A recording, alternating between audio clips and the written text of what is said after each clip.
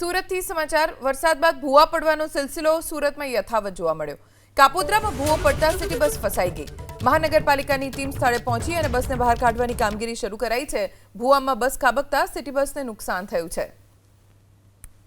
અમારા સંવાદદાતા ધનરાજ બાગલે પાસેથી વધુ જાણકારી પ્રાપ્ત કરીશું।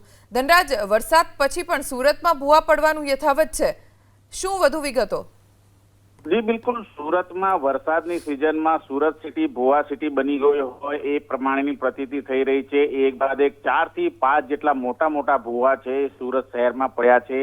કાપોદ્રા વિસ્તારની ઘટના છે। કાપોદ્રા વિસ્તારની અંદર અચાનક મોટો ભૂવો પડી જતા સુરત શહેરની લાલ સિટી બસ છે એ આ ભૂવામાં ફસાઈ ગઈ હતી। જો કે મુસાફરોને તાત્કાલિક ધોરણે નીચે ઉતારી લેવામાં આવ્યા હતા અને તેમને સહી સલામત સ્થળે ખસેડવામાં આવ્યા હતા, પરંતુ ભૂવો પડતાની સાથે જ સુરત મહાનગરપાલિકાને જાણકારી આપવામાં આવી હતી। ત્યારબાદ આ બસ છે તેને બહાર કાઢવા માટેની કવાયત હાથ ધરાઈ હતી।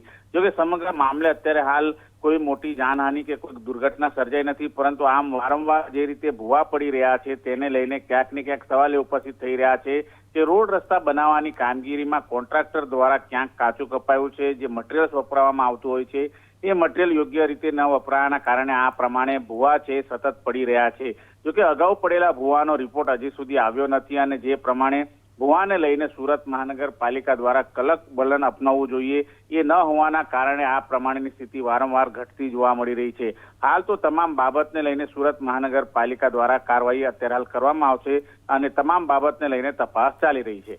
જી આભાર ધનરાજ જાણકારી આપવા માટે।